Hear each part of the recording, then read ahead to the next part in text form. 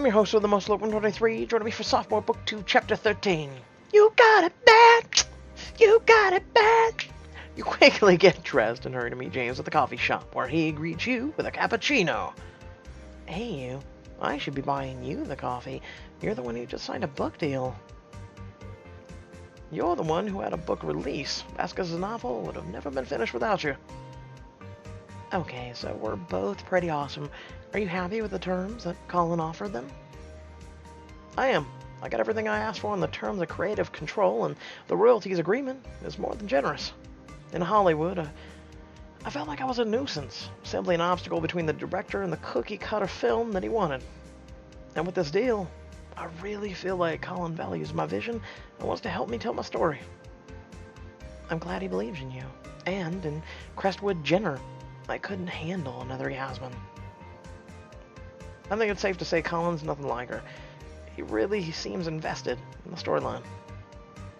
He was particularly interested in the surprising optimism of a love story about the living in the moment, even with death on the horizon. I definitely have to thank you for your input on those sections. I'm so glad that our talk helped you. How's the writing itself going? Better than I could have imagined. Believe it or not, I actually got completed the first draft. James, that's incredible. And you know how we can celebrate? We could go see your movie. I've been seeing trailers for it everywhere. I didn't know. It's not really anything like the script I wrote anymore. Yes, but we can enjoy it, make fun of it with our friends, turn it into a drinking game. If you've ever seen Drunk Stream Souls, which is Team 4 Star doing Dark Souls, and they drink every time they die, yeah, we can turn it into a drink game. If we go to one of those fancy movie theaters where they sell wine, we could take a sip every time they change something or it doesn't make sense. We'll have to take very small sips. Maybe we can substitute soda for wine. I suppose that could be fun. Maybe it'll even help me go and let go of my past bad experiences. Great. Why don't you text our friends and see when everyone's free? I'm on it. James fires off a group text. Now I have to get to class. Thanks again, Mizumi. See you soon. Gathers us things and rushes off. As you finish up your coffee, you get a text from Raina. Hey, about James's movie. I've got an idea I want to run by you. Are you on the campus? Yeah, I'm at the coffee shop. Come join me? Great. I could go for some caffeine. I'll meet you in a few. I could go for some too. I haven't made coffee. I've been busy doing choices. Shortly thereafter, Raina arrives at the coffee shop. Hey, Raina. What's this idea of yours? Well, I know that James has a complicated relationship with this movie, but it's still a big deal for him. I was thinking we could probably commemorate it by trying to get a hold of a few of the copies of the posters from the theater. You realize James hates this movie, right? We all do. Maybe it's a silly idea. It's an excellent idea, Raina. We could get him to autograph them and everything. Not to mention that it would be fun to hang out, just the two of us. I don't think we've ever done that. Do you really think we could get the theater to give us copies of the poster? We don't know until we try. What do you say? I think I'll have to pass. I don't think they'll give us the posters. Like I'll just nah. It's okay. We'll make the actual movie night something to remember. Absolutely. And when it comes out on DVD, we can get James to sign that. You and Raina chat for a while, or longer, over coffee before going your separate ways. Wow, all that. For a diamond thing for posters, and that's a week later, you and your group of friends go to the theater in Northbridge, excitedly preparing to watch James's movie. As everyone settles in with snacks and drinks to watch the previews, you lift your cup in the air. To James, the man of the hour, you should be proud of yourself for what you accomplished with this movie. And you've got a book deal. I can't think of anyone who deserves all the success more than you. Friends raise their cups in a toast alongside you. Isn't that what's-her-face? Cassandra? Oh yeah, Cassandra and Ryan. Cheers to a rising star. To J-Man, congrats. Thanks, everyone, for coming to see this with me. Finally, the lights dim and the film's classy, jazz-influenced score starts playing as Rosenthorn Park scrolls across the screen. With a smirk, you notice Grant and Zach's hands almost touching on their arms rests. So that's what it looks like. That's cool. I mean, that's pretty realistic for Pixelberry. Film begins with Elizabeth Darling, played by the movie star Cassandra Lay, set to wed the rich but villainous Rathbone, despite her love for William, a petty gangster. I believe that's played by Ryan, right? In the first 10 minutes, William, played by Hollywood heartthrob Ryan Summers, is framed for the grisly murder of Elizabeth's father, a wealthy Chicago socialite. You've gotta skip town, Will. That private eye, Exelston, is on your tail, and rumor has it he's in Rathbone's pocket. Rathbone, the joker behind the whole mess, dollface? He pretends to be a right gent, but he's dirty to the core. I'd stake my life in on it. That's not the wager you ought to make, William. Rathbone's gotten rotten, all right, but the law ain't fair to underdogs in this town. I don't know about this. Well, bring on the Hollywood cliches. Your play was way better. Just look what they did to the characters. They made Elizabeth all helpless and weepy and totally eliminated William's motivation and backstory. At least her play still exists to do them justice. Thank you for appreciating the nuance of my versions of William and Elizabeth. I'm just pleased that the film still addresses some of the themes of class and power discrepancies that my original script explored. The movie continues, and your friends laugh at some of the more ridiculous changes made to the script. Hey, this part is word for word from the play. I remember it well. I wish your hair was longer. God damn it. Why am I remembering her with longer hair? It's probably from Freshman, right? She leans close and whispers the lines along Ryan Summers into your ear. Yes, you can. You must. Or you'll lose my love forever. If you truly love me, you wouldn't be capable of such a threat. You still have your lines mesmerized after all this time? How could I forget a moment of being your stage lover? He smiled and kissed Kaitlyn on the cheek as Cassandra Lay and Ryan Summers continue the scene. As it nears the end, there's a shootout between the Rathbone's men and William's gangster buddies. Zach jumps, his hand brushes Grant's. Grant just smiles and intertwines his fingers with Zach's. Yay! Young love. Movie winds down to its final scene, the wedding between Elizabeth Darling and the nefarious Rathbone. Wait. I object. The dame doesn't love that scoundrel. She loves me. Rathbone lets out a snarl, draws a pistol from his tuxedo jacket, and shoots William down. Elizabeth kneels by his side. Hey guys, where have we seen this before? All right, in the summer. All I can do is hope for now that is to be a memory. Don't forget me, Lizzie. Then leave me something to remember you by. One last kiss. That's so cheesy and cliche as shit, it ain't funny. A couple kisses and a crescendo of violins, and the scene fades away as the credits roll. You and your friends chatter about the movie as you leave the theater. Grant and Zach hold hands as they walk. You chat with Raina as your friends crowd around James, offering him congratulations on the movie. So, I saw you two sitting next to James. Was this a date for you two? Actually, James and I have decided to keep things platonic. Don't worry, this is what we both want. Aww, really? And I'm still waiting for that guy in the background. That's in a movie called Ordinary Accidents. Still waiting for that. Hold on, what's the other one? Award ceremony tonight, sold out. Okay, and then there's that other poster. If you guys didn't notice, that's new. Dr. Something Crime. Alright, let's go. We clicked so well, but when we tried to turn it romantic, it just felt a little forced. We talked it out earlier today, and I think we both feel so much better. Plus, I generally prefer to stay single personally. I'm glad you're both happy. I can personally attest to how great it is to have him as a close friend. You and Raina rejoin the group and put a hand on James' shoulder. Okay, Mizumi, you've been with this project from the start. Tell me the truth. What did you think of the movie?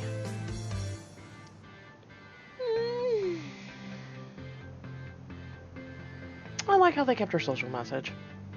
The heart of your play was the injustice of the fact that society can keep people apart, no matter how much they love each other. This movie still had that underlying message, and that's what made it good. I didn't think of it that way. I guess even with all of its different details, my thematic intentions are still part of the film. I still had a lot of the heart and vision that you brought to the original job. Good job. Thank you again, everybody. I'm just happy to put Hollywood behind me and look toward the future with this book deal. Friends chime in with their thoughts about the movie, and eventually everyone heads home. There was 2 other posters that we didn't get to see because of the commentary in the middle screen. Later that week, you pad in the living room to see Chris and Kaitlyn huddled around Kaitlyn's laptop with worried expressions. Oh no, I don't like these faces. What happened now? It's the last day to declare a major before spring quarter is over. What? I knew the end of our sophomore year was coming up fast, but somehow it still snuck up on me. It's okay, though. The university's having a major fair in the gym where we can go check out the options and make a choice. Ooh, I love the opportunity to talk to someone about the English program. Let's check it out. As you, Chris, and Kaitlyn arrive at the major fair, you take in all the different booths. Confident upperclassmen and professors give information on the various majors Hartfeld has to offer. I'm going to check out the political science booth. I felt really good about getting the second chance scholarship enacted, and I'd love to make a difference like that in the real world. Go get him, President Powell. Grinning, Chris stops at the political science booth, where he talks animatedly with a grad student. Chris declared a political science major. Powell for the people. What about you, Kaitlyn? Well, duh. I'm in a major in music. It's become a huge part of my life and everything. You're not nervous about making such a big decision? Oh, sure. Deep down inside, I'm totally terrified. But I'm trying not to overthink it. What about you? How are you feeling? About declaring an English major? I'm a little uncertain. Sure, I love writing, but there are so many other things that I'm interested in. What if I just haven't found the right thing yet? Well, it's like Madison said, your major doesn't determine your life path. You can always change it later or choose a different career. Thanks, Kaitlyn. That really does take some of the pressure off. To heck with it. I'm kind of excited. That's what I would like to hear. Now, you go find the English booth, and next time you'll see me, you'll be looking at a fully declared music student. Liao, that's what I call music. God damn it, shut up. As you reach the English booth, a smiling woman in astonishingly bright clothes leans across the table. Hi, I'm interested in learning more about Hartfeld's English program.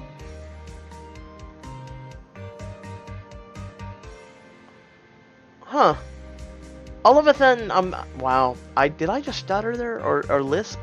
All of a sudden, I'm thinking Black Panther. Because it actually reminds me of the outfit from one of the characters.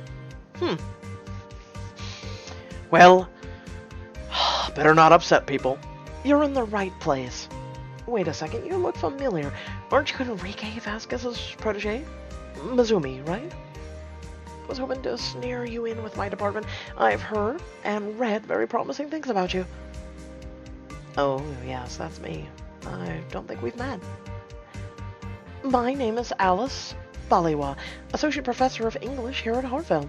I teach upper-level classes, so I usually only work with seniors.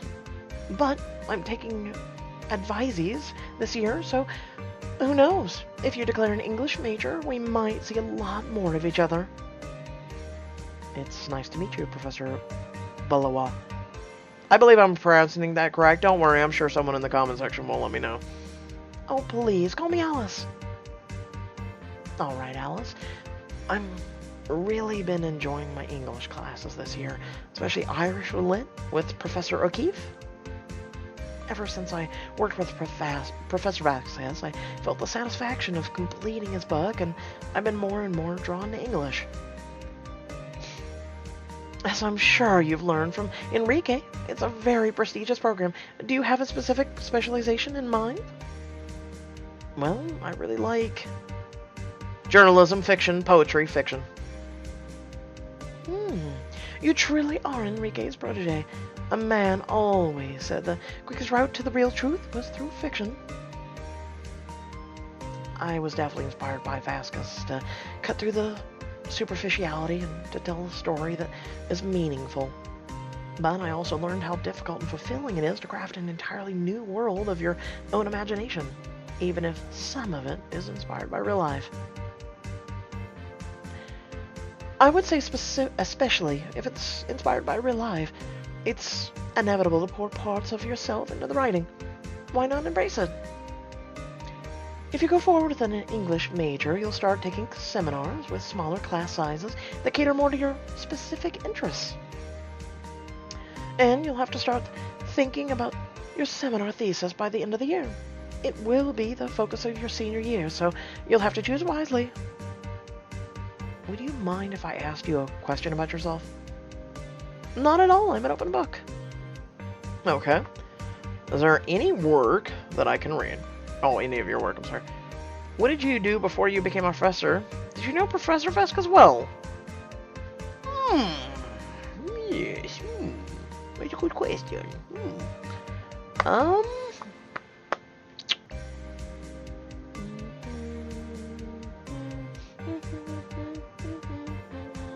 I'm stuck.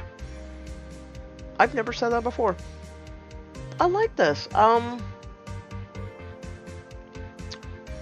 assuming she knows Professor Vasquez well. I kind of want to go with, is there any of your work I can read? I can't tell if you're trying to flatter me or uncover my deep, dark secrets. Either way, I'm thrilled. I can refer you to a collection of my poetry and personal essays I'm rather proud of, or if that's too self-explanatory, a few ethnographies. I'd love to read them. Is there a style you prefer? As far as poetry goes, I tend to favor free form and emphasize the spoken rhythm of the words. I love when a piece of writing jumps off the page and demands to be read aloud. That's a very different process than I'm used to. Well, I'm certain we'll have a lot to teach each other. After this talk, I think I've decided I want to declare a major in English. Excellent. I can't wait to work with you further, Mizumi. You've declared an English major. My fair major. I see what you did there with that pun. Alice gets you set up with your paperwork, and you meet back with Chris and Kaitlyn. You excitedly discuss your new majors before heading off to class. Soon the night of the final round of Battle of the Bands arrives, and you and a group of your friends show up and join Kaitlyn and her bandmates who came early to prep. You wrap your arms around Kaitlyn's waist and kiss her cheek. Let's say we're about 2 years in this relationship. No lip kiss. I just want to taste your sweet, soft, succulent lips. You ain't heard anything that risque in a while.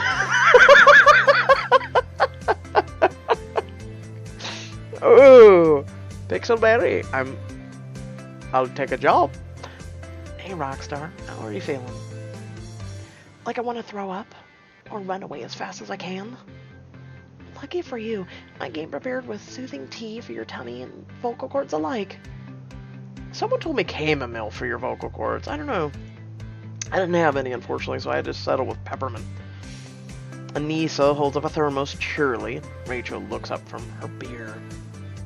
Oh, can I tackle Kay if she runs? Come on, guys. We should be taking this seriously. This is a big deal. Kaitlyn, I'm nervous too, but everyone here is taking this seriously.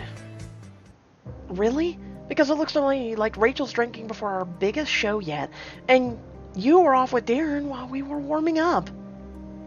We had already been warming up for a half an hour. If I'd have wanted another control freak band leader, I would have stayed with the Gutterkins. Ooh.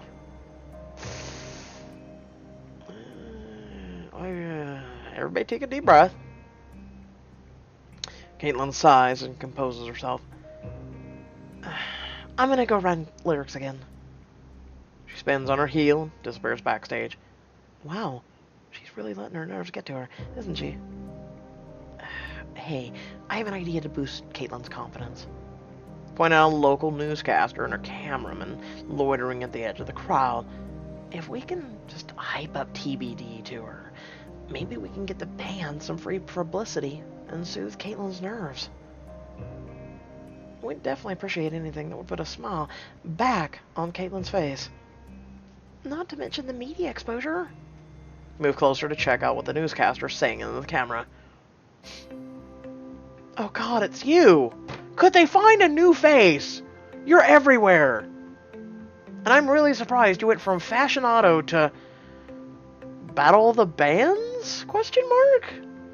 Like, I don't know whether to be impressed or did you get fired? And your name is different. Gary Hinkle here at the Horse Cave Music Club for the final round of Northbridge's annual Battle of the Bands competition. As you can see, hundreds of music fans have gathered to support their favorite bands. I have a few fans here with me now. Gary holds out the microphone to Leela, who is part of the small group of people clustered around her. Tell me, who are you hoping will win the day? Fuck you, Leela. I'll beat this shit. No, your correct answer is TBD. Oh, Children of Ill Omen, for sure. Newscaster smiles and turns to Claire next. And you? Who's your pick to win the Battle of the Bands? Really? Just... I'm holding up two fingers. Want to guess which ones? The loose pins are the only real choice. As Carrie continues to seek the opinion of selected concert goers, James turns back to the group. I think it'll take more than just one or two of us to really get her attention, especially if she already chose a few people to ask. We should round up a bunch of us and bombard her with our support for TBD. What do you think, Mizumi? Phew, in the diamond option!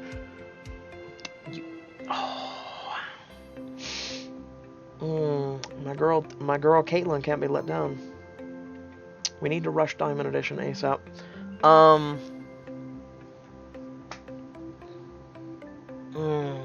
Leave it alone. It wouldn't be fair to the other bands. Besides, it's the judge's opinion that really matters. That's true.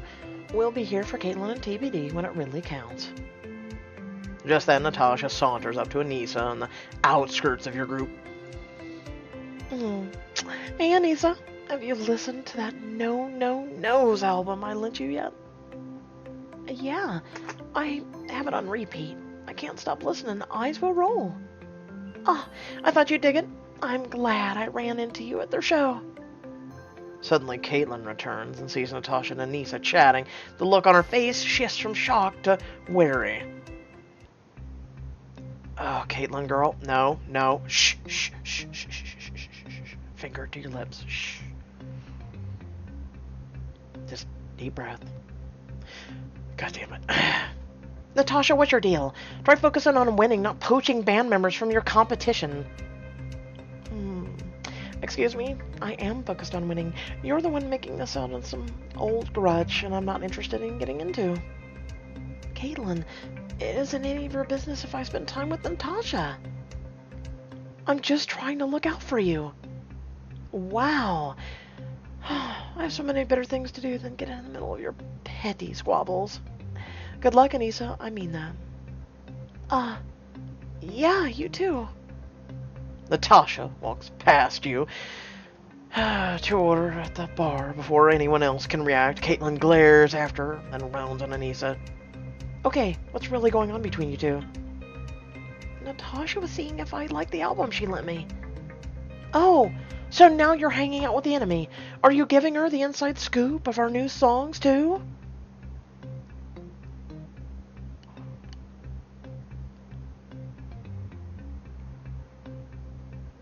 Natasha's trying to get under your skin. Kaitlyn, chill out. Anissa didn't do anything. And neither did Natasha. She was just trying to be nice to me. I just can't deal with you defending her right now. I'm gonna take a quick walk. Anissa's face falls on Kaitlyn as Kaitlyn hurries out of the horse cove. I don't get it. Why can't she trust me? Let a sigh as Amara pats Anissa's shoulder. I'll go talk to her. You catch up to Kaitlyn, a few stores down the street as she stares moodily at the sidewalk and keeps walking. Just leave me alone for a little while, Mizumi. Girl, 2 years of this shit? No. No, you don't get a right to do that to me. And then what? Are you just gonna leave your bandmates hanging while you sulk at her because Anissa doesn't hate Natasha like you?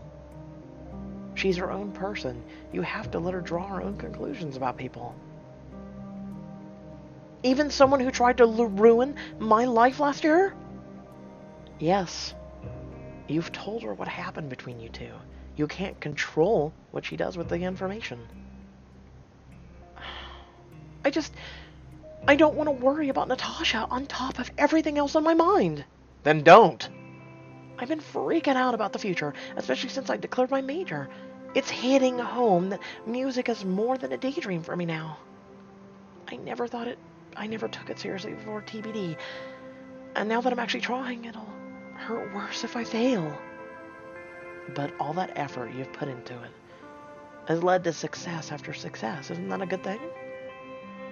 Of course it is, but if it means that the stakes are higher than ever, I've never cared this much about succeeding at something before. I can't shake the feeling that I'm not good enough, and Natasha has always gone out of her way to remind me of that. Listen, you can't let the specter of Natasha haunt you forever.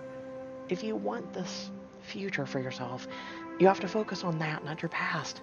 Since dropping Natasha, you've kept your grades up, put together an amazing band, and dared to follow your dreams.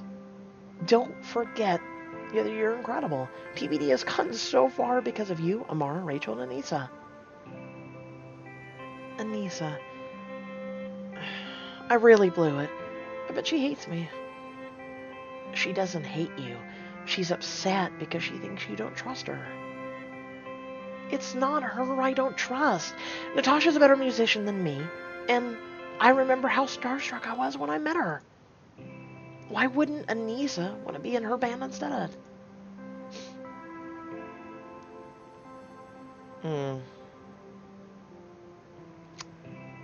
I mean, we'll get to that here in a minute. Okay, I'm gonna stop you right there. Natasha is not better musician than you, and Anissa said herself that she doesn't want to play for the Pins. It comes down to whether you trust her or not, and if you don't, I can't help you. I do trust her. I don't know where to go from here. You need to believe in yourself in TBD. Apologize to the girls. You need to believe in yourself in TBD, but you also need to apologize. They all care about you and the success of the band. Like Amara said, they're taking this seriously. Amara, Rachel, and Anissa depend on each other. And you. You've got an awesome team, and you know you can count on them. Yeah, well, I thought I could count on Natasha, too. That happens. That's life. The difference is that Natasha didn't care about your well-being. The reason TBD are so great is that you look out for each other as people. You've got this, Kaitlyn. I got pretty lucky with my bandmates, huh? So did they. Yep, Kaitlyn, feeling more confident. Kaitlyn sighs. I guess I should go back and face the music now. Not without a kiss for luck. That would definitely help me with my nerves. Grinning, she wraps her arms around your waist, kissing you deeply. After a long moment, the two of you walk back to the horse cave, hand in hand. As you enter the venue, you walk over to Kaitlyn's bandmates over by the bar. So, are you coming back to make music or stir up some more drama? I was a total butthead before, and I'm so, so sorry. The truth is, I'm scared about the future. I'm scared about things falling apart like they did with the Gutter Kittens. And I don't know what will happen when Rachel and Amara graduate. But I love making music with you guys, and no matter what, and I'm ready to set my insecurities aside, put the past behind me, and make this work. That's all we want, Kaitlyn. For you to have faith in us, and in yourself. Yeah, we're cool, I guess. Anissa, can you forgive me for being all controlling and rude? I was way out of line. I think I can do that. Apology accepted. Just trust me from now on. I think I can do that too. Kaitlyn reaches out to hug her bandmates as Rachel delicately steps to the side. I forgive you, but I draw the line at more hugging.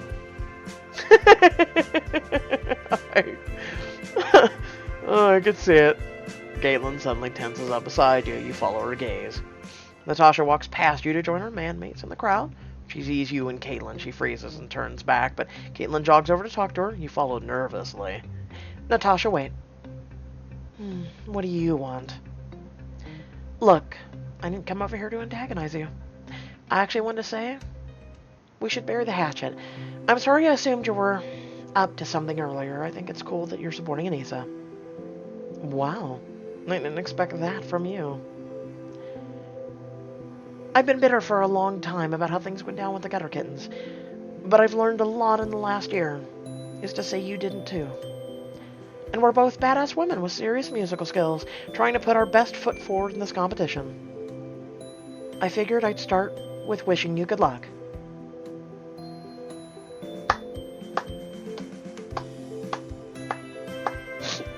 The tear to my eye. God damn you, girl. You go get him. Kaitlyn holds out her hand for Natasha to shake. Natasha hesitates and then takes it with a smile. Thanks, Lau. And good luck yourself. You'll need it. I mean, what? She returns to her bandmates, still smiling faintly. Wow, I am so proud of you. That was majorly mature of you. That's the new Kaitlyn Lau, being the bigger person, letting go of grudges. It feels good. If I can't blame her for anything more anymore, all my successes and failures are my own. And I don't have anything holding me back from rocking. Alright, now I'm ready to win the Battle of the Bands. Nice. Soon the judges take the stage. You and your friends gather up front to listen to them. This is it. This is all you've been waiting for. Tonight, 6 bands will compete in one final rocking battle to walk away with the bragging rights. And of course, fully paid time as medic... God damn it, son of a bitch. Amnesiac Cat Studios, Northbridge's premier recording studio, not to mention a generous cash prize. This could be some lucky group's ticket to fame and fortune, but only one will emerge victorious. Let's hear it for our bands. The Sad or Sad. That name? The Sad or Sad. I'm done. We're done, folks. Alright, it was nice tuning it. Microjam, Urban Wind, Children of the Ill Omen, The Loose Pins, and TBD. One by one, the band take the stage and your friends dance and enjoy yourselves, but you grow more nervous as you wait for Kaitlyn to go on. Some of these bands are so good, TBD will have their work cut out for them. Don't worry, Mizumi. They're definitely up to task. The judges announce TBD and you join your friends in cheering as loud as you can. Rachel hits a low, resounding chord as Amara starts up a beat and Kaitlyn gets the crowd pumped. Having fun, Northbridge? You ain't seen nothing yet. Let's get ready to rock! TBD rock their way through their set list until they get to their final song. It's this song. Take me by the hand, let me take you by the heart. Let me get you going, let me show you how it starts, baby. God damn it, singing. I hope I don't say it. Okay. Let's not look back, it's smashing the rearview mirror. This is love, this is love, this is letting go of fear. The beat of the song picks up. Abby takes Tyler's hand and they start a goofy, bumbling dance, laughing at their shared awkwardness a little more smoothly. Grant pulls Zach into a dance of their own. Your eyes lock with Kaitlyn and dance for her. Swaying sinuously with a wink, you notice her breath catch in between verses, and she bites her lip before continuing the song. Before long, Kaitlyn closes out the song, holding one long note until after the last chords of the music fade away. Crowd hollers and cheers, and Kaitlyn beams widely. We're TBD, everyone! TBD leaves the stage amid a roar of applause from the crowd. They pass the loose pins, who are taking the stage. Natasha nods respectfully at Kaitlyn before taking the mic. Give it up again for TBD. Rock the house. And now, get ready for the loose pins. After a long, strong set of bluesy punk numbers, the pins leave the stage. Last but not least, put your hands together for the children of ill omen. Crowd cheers as a single figure steps out on the stage. I still can't believe Edgar's in a band. His equipment took up half of our dorm, and he had a habit of testing out found instruments. The weekend of the rubber chicken was the worst. Edgar surrounds himself with a bizarre array of instruments, including a melodica, a cello, a trio of wind chimes, hanging on a cord. My imagination is going wild right now. Greetings, denizens of Northbridge. I hope you all are prepared for an auditory journey, the likes of which you have never experienced. And to my haters, may you never again doubt that I am the quintessence of the Renaissance man. After Edgar concludes a set to a riotous applause, it comes time for the judges to confer. Really, Edgar? Really, dude? Out of nowhere, this guy appears. You wait their verdict nervously over by the bar. The crowd stirs as the judges finally make their announcement. And now, the moment you've all been waiting for, the winner of this year's Battle of the Bands is...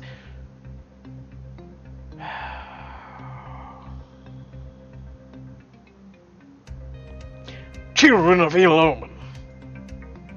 What? What? Natasha, standing nearby in the audience with her bandmates, looks incredulously up at the stage. Yes! Is this a joke, Pixelberry? Is this... guy has a rubber duck. And the second place goes to... TBD. Oh. Second place? Second place is good. Second place is great. And third place is the Loose Pins. Well, I question the judge's taste, but I guess third place is fine. Your friends gather around Kaitlyn and the band, offering congratulations. Tyler and Tripp awkwardly lift Edgar on their shoulders and lead a cheer for him as you turn to Kaitlyn. Yeah, awkward is an understatement? Kaitlyn, you still have first place in my heart. Just when I think my girlfriend couldn't get any sappier. Come here and kiss me, you dork. She grabs you by the waist and swoops in to kiss you. Whoa, take it easy there, Tiger. What can I say? I'm excited. Kaitlyn grins wryly at Edgar as Tyler and Tripp lower him to the ground next to the two of you. Can you get this fuck away from me? No, I do not believe. No, I'm sorry. No, I refuse. I refuse. Congratulations, Edgar. You were awesome up there. Thanks. I recently won the much more competitive Battle of the Bands hosted by the Northbridge Tabletop Convention, so this was nothing. Oh, God, help us. You celebrate with your friends. Let me know if you guys got first place or second place or even third place with Battle of the Bands. Let me know about with that being said. Something tells me it varied. You celebrate with your friends and the other bands for a while before one by one your friends start yawning. I think it might be time to call it a night, guys. Here. It's been such an amazing day, but I'm pooped. Oh, and Becca comes out of nowhere. Now I have to get through the whole graduation this weekend.